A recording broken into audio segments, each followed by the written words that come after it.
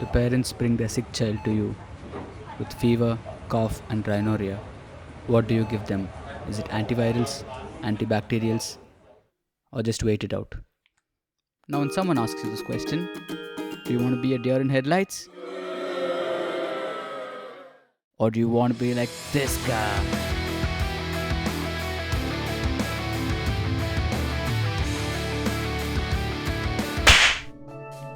Welcome back to AMCPreplab, and today we're going to look at the topic of influenza. Before we begin, I'd like to tell you that there's an MCQ at the end of this video. If you know the answer, leave them in the comments. Alright, so today for influenza, we're going to look at the background, the clinical features, the complication of severe influenza, risk factors for severe disease, management, about the influenza vaccine, and the prophylaxis of contacts. Now coming to the background of influenza. It's caused by the influenza virus. Well, duh.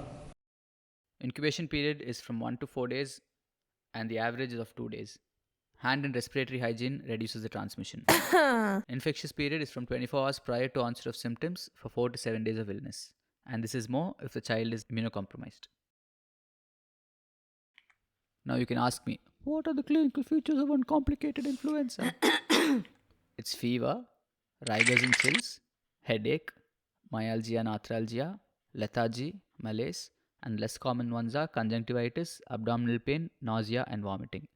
1/3 of the cases have fever without the other symptoms.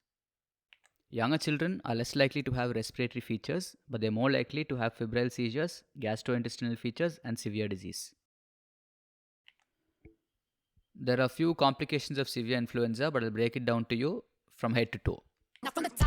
Starting from the head, there can be neurological complications like encephalopathy, encephalitis, GBS, aseptic meningitis, and cerebral ataxia.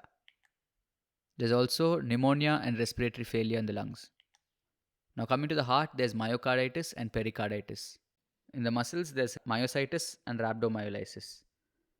The other symptoms are Ray's syndrome, which is associated with aspirin use, and secondary bacterial infections with S. aureus and S. pneumonia. Okay, there are a few risk factors for severe diseases. They are severe chronic disease, particularly neurological, respiratory, cardiac, hematological like sickle cell disease, genetic conditions like Down syndrome, premature infant, and immunosuppression. Now on to the investigations.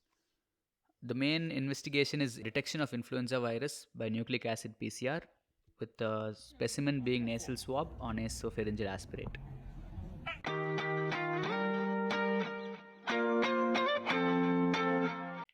Treatment is usually supportive with hydration and or respiratory support. Admitted children should be isolated. Antivirals are not needed for everyone.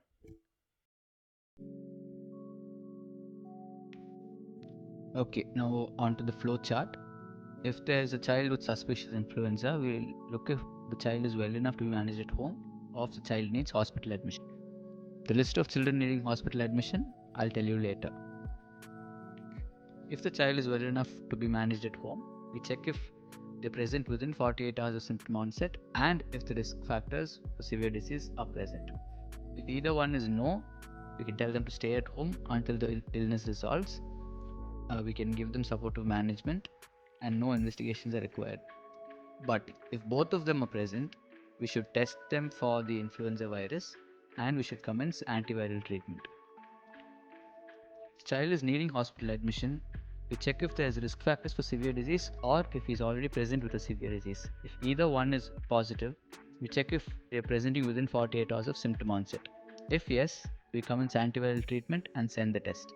If they don't present within 48 hours, we send the test, consider antiviral treatment, and seek specialist care.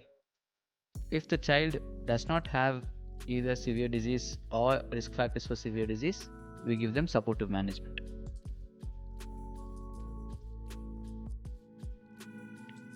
Children who have the following clinical features at presentation have an indication for treatment.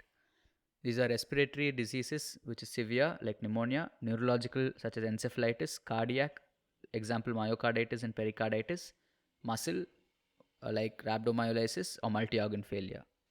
So basically, these conditions are the exact same that I've mentioned for complications of severe influenza. The antiviral treatment includes oseltamivir, zanamivir, and peramivir. These are neuraminidase inhibitors that reduce the replication of virus.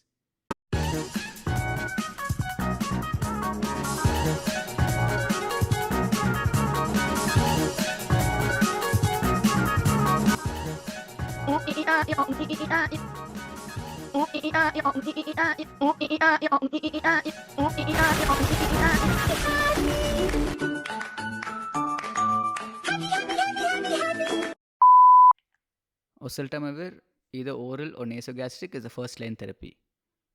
Treatment is most effective when started within 48 hours of onset of illness.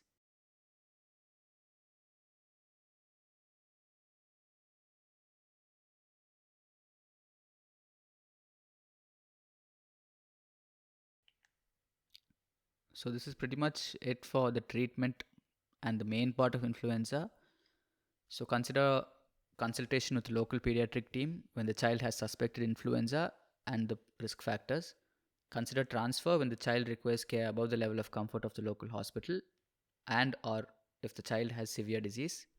Consider discharge when the child is well and education is provided to monitor for complications. Now coming to the influenza vaccine. It's the best available preventive measure against influenza. It is recommended for all people aged more than 6 months annually. Yes, even adults. Strongly recommended and funded for children more than 6 months and less than 5 years of age. It's strongly recommended and funded for all children with Aboriginal or Torres Strait Islander background, children with risk factors for severe influenza, and pregnant women. After significant exposure, suggest oseltamivir as prophylaxis for children and family members if they have risk factors, if the household contacts have risk factors, and if the household contacts are aged more than or equal to 65 years, and women who are pregnant or within 2 weeks after delivery. Now coming to the key points summarizing this entire video. Most influenza in healthy children is self-limiting and uncomplicated. Some chronic illness predispose children to higher risk of severe disease, but up to half of severe cases occur in previously well children. In hospitalized children with severe disease, antiviral treatment should be commenced empirically if less than 48 hours since the onset. In an unwell child, presence of influenza does not exclude coexisting serious bacterial infection.